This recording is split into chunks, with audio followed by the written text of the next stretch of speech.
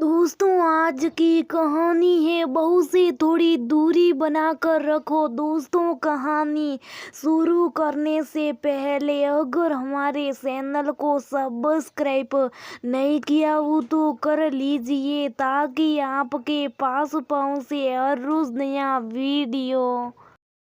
अरे सीमा, ये तूने क्या पहन रखा? आज तेरे बेटे का रिसेप्शन है। अगर तू ऐसे कपड़े पहनेगी तो बहू तो कभी भी साड़ी नहीं पहनेगी। अब तू सास बन गई, अब सास बनकर वरना बहू कह देगी कि बूढ़ी घोड़ी लाल लगाम। सीमा जी की बहन रूपा ने सीमा जी के बेटे की शादी का रिसेप्शन उसी में सब रिश्तेदारी कटाई। सीमा जी को श्रृंगार करना बहुत अच्छा लगता है। वो साड़ी के अलावा ड्रेसेस भी खूब पहनती थी और उन पर अच्छी भी लगती थी। रिसेप्शन के लिए उन्होंने अपने लिए और बहू के लिए बहुत सुंदर इवनिंग गाउन बनवाए थे। दोनों ने उस दिन वही पहन रखा था। सीमा जी इस उम्र में भी इस उम्र ड्रेस में अपनी बहू को मात दे रही थी। सीमा जी शुरू से अपनी हेल्थ का बहुत ध्यान रखती थी।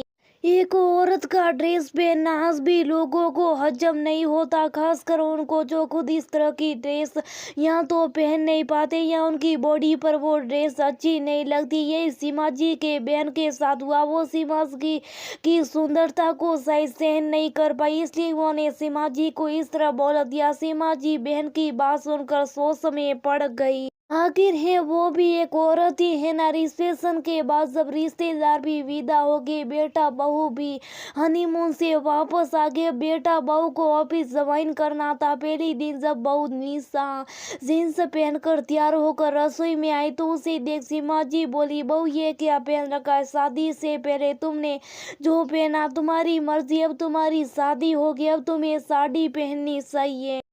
जाओ, जाकर साड़ी पहन कर आओ और कल से थोड़ा जल्दी उठकर रसोई में मेरी सहायता भी कराया करो।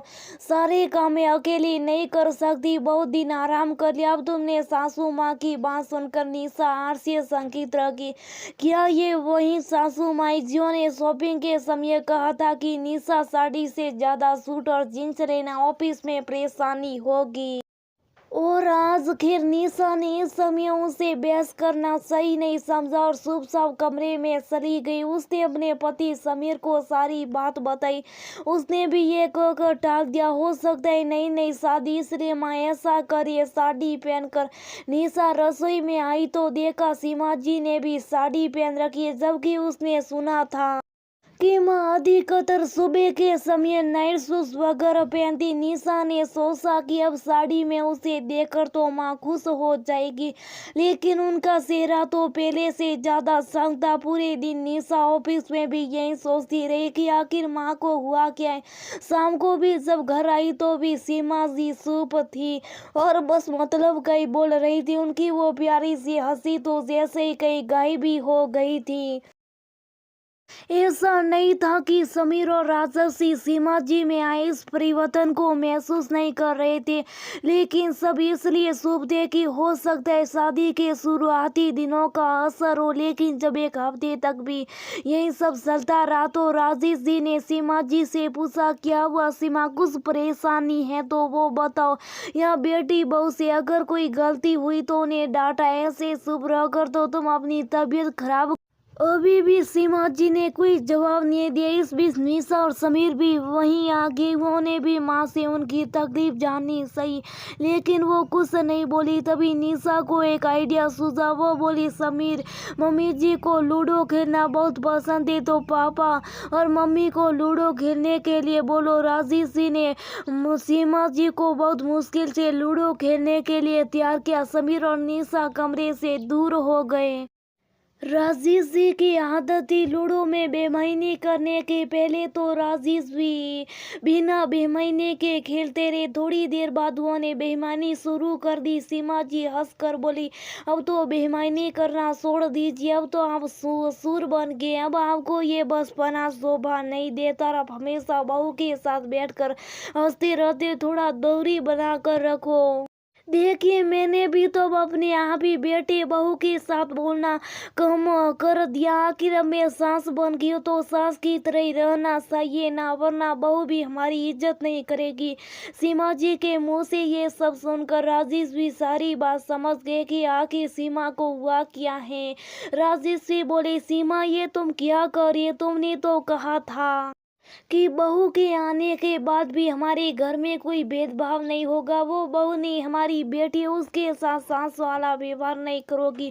बहू के साथ बेटी वाला दोस्ती करोगी, एक दूसरे से दिल का हाल कहोगी। उसके बोलने और बैठने उठने और कपड़े पहनने पर कोई बंदिश नहीं लगाओगी। देखो इस वजह से तुम्हारे चेहरे से तुम्हारी प्यारी सी हंसी भी गायब होगी। मैं तो तरस गया तुम्हारी हंसी देखने के लिए। राशि की बात सुनकर सीमा जी बोली, तरस तो मैं भी गई हूँ जी हंसते बोलने के लिए, लेकिन क्या करूँ अब सास जो बन गई हूँ तो कुछ तो परिवर्तन लाने पड़ेंगे। नारी जी बोले, किसने कहा तुमसे ये सब? वो शादी में भी सब रिश्तेदार कह रहे थे कि अब ड्रेस की बजाय साड़ी पहनने को कह रहे थे कि मैं बूढ़ी घोड़ी लाल लगाम लग रही हूँ। राजी से समझ गए कि ये सब साली साहिबा का किया धरा है, उसी से किसी की खुशी बर्दाश्त नहीं होती।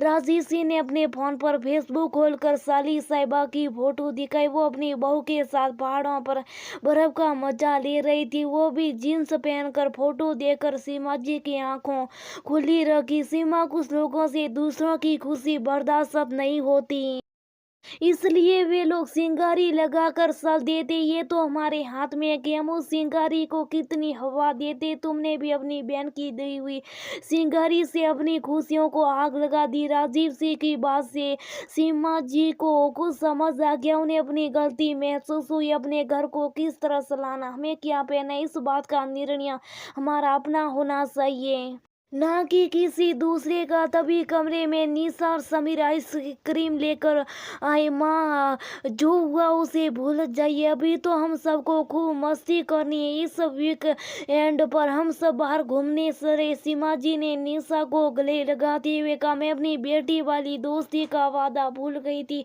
अब ऐसा नहीं होगा। तेरी जो मर्जी वो पहन, लेकिन मेरे साथ रसोई में काम तो कराना पड़ेगा। सीमा जी की बात सुनकर सब हंसने लगे। राजीव सिंह बोले, सीमा तुमने मुझसे वादा किया था कि समीर की शादी के बाद मेरे साथ बुढ़ापे वाला हनीमून पर चलोगी, तो कब की टिकट बुक करूं? सीमा जी उनकी बात सुनकर शर्मा आ गई। आप भी बच्चों के सामने कुछ बोलते, कहकर वो राजीव के सीने से लगी। राजीव सिंह बोले, और हाँ हनीमून पर ये साड़ियाँ मत लेकर जाना। अब तो किसी की भी हंसी नहीं रुक रही थी।